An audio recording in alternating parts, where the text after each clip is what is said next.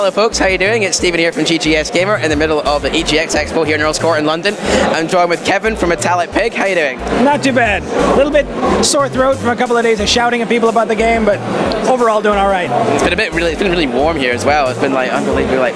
Yeah, it's pretty full on, but you know, it's better when it is packed with people. Yeah, it's great. So you're here with a wee game called Schrödinger's Cat and the Raiders of the Lost Quark, I believe. I don't think I'd use the expression "we" to describe this game. It's been a huge effort over the past year and a half to get it out there, but yeah, it's the finest quantum physics game on the market today. Physics jokes everywhere. It's riddled with them. Physicists love their puns, and the fact is, if you don't get the jokes, you don't need a degree to play it, but you might just want to look up on Wikipedia why that was funny. And you'll take no responsibility for the amount of hours that is lost looking through those articles on Wikipedia. To me, that's an investment. If anybody goes into Wikipedia and gets lost for an hour and a half, that's their business. They can enjoy themselves all they like. Perfect. So, in Schrödinger's Cat, what do you do? Like, what's the aim of the game here? Right. Well, it starts off with everything in the particle zoo has gone completely awry. The whole thing is based, the mechanics, the story, the characters, everything is wrapped around quantum theory, all part of particle physics. So everything takes place, it's smaller than an atom, there's gluons and leptons and bosons all rampant and on the loose, and it's up to Schrödinger's cat, who's sort of the hero of the quantum universe, to find as many quarks as he can in order to get the animals back into their cages and figure out how they got out in the first place. Cool. And also, like, every single part, as you said, is based on quantum theory. Like, even the character Schrödinger's cat is based on the theory of physics, isn't it? Yeah. I mean, what I wanted to do, anytime I've ever seen Schrödinger's cat or any kind of physics visuals online, and you go on YouTube, you go on Wikipedia, and all of the visuals are very uninspiring. And anybody who doesn't already like quantum physics as as concepts, like inside their own brain, there's no way they're going to be inspired by what's on offer. So what I want to do is make something, first of all, where, you know, it's a little bit Batman, a little bit, you know, dark and brooding. The character's sort of half Marty McFly, half Guybrush Threepwood. So I wanted the sort of thing that physicists could look at and say, yes, cerebrally that is awesome, and now visually you have also achieved that. And as well, anybody who doesn't know their physics can look at that and go, well, I could get behind that. I might, you know, I'll give that a go. Maybe it's just a magical cat in a magical world, but by the time they come out the other end of it, there's a chance they'll have picked up the names of the quarks, the names of the bosons, how they interact with each other, but any learning is purely accidental.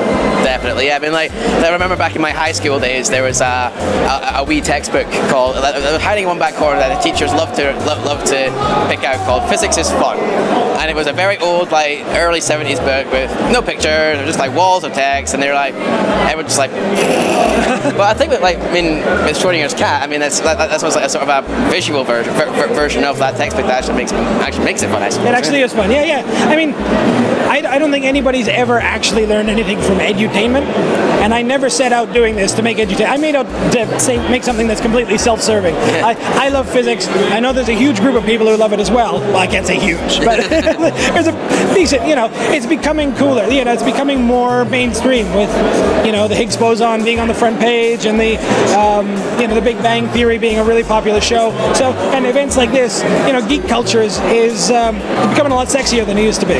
So now I wanted to present something that made Schrödinger's cat, that thing that people are like, yes, that is as cool as I picture it to be. So talking about Matt's like, stop. Watch out, Mr. Man in your pajamas. Yeah. So in Schrödinger's cat, he has these little guys, little quarks that are running around, and that's one pretty big part of the gameplay mechanic, isn't it? Well, that's it. I mean, as heroes go, I mean, he can run, he can jump, he can punch. So it's a standard platformer if you collect nothing. But the key to the whole game are you have these 4 quarks which are running rampant throughout the zoo. There's ups, downs, tops, and bottoms. Now there's also charms and stranges, which I have to mention for people who want to call me on that. They're in the game. But up, down, top, and bottom form the basis of the combos and the creatures, the way you're going to solve all your problems. So ups like the lift, downs like the brake, tops protect, and bottoms build. And based on that, if you get a handful of quarks following you behind you, you can pick any 3 of them mash them together and make a thing that'll either lift you or bust a wall or get you through some goo or knock out an enemy. And so if you can do all that, there's collection zones where they say there's 21 gluons and 3 leptons on the loose, go find them. There's puzzle zones where we give you exactly the number of quarks you need to survive, and we show you where the exit is, and that's your business to solve it. And thirdly, there's speed zones where you come up against this ravenous beast and he's chasing you down a corridor, and you've got to quickly make all the combos that you've been learning over the course of the game. Brilliant, cool. So Schrödinger's Cat, it's on PC, I believe, on Steam. Is it through the other systems as well? It's PC, Mac, Linux. It's available on Steam as of 4 days ago. So I'm very glad to be here, sort of giving it. It's out now. Yeah, it's out now, all available, getting some great reviews, and it's in the new year. I'm working with Team 17 is our publisher, and they're working on getting it onto consoles for the new year. Ooh, fantastic! That's actually here. Right, cool. Let's round up on a fun one. Give us your best physics joke. Oh my goodness. Oh, you put me on the spot.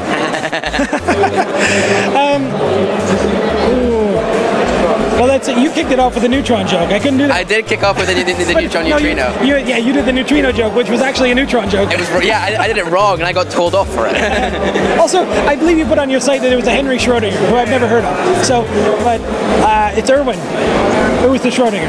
But we all make mistakes. I think, yeah. I think the key thing about doing something with physics is to make sure that you don't get called on your mistakes. I think the key to all the stuff that we've been doing in terms of QA is I've got some people at Team 17 who have been handling the boards while I've been here, and I've just said, if there's anything that comes up with physics, if you don't think you can handle it, don't answer it. Just leave it for me, because they will rake you over the coals for it. Yeah, I think that's why I did engineering and not physics. But brilliant. Well, Kevin, thank you very much for talking to us about Schrödinger's Cat. This has been Stephen here from ggsgamer. Have a good one, guys, and we shall catch you later.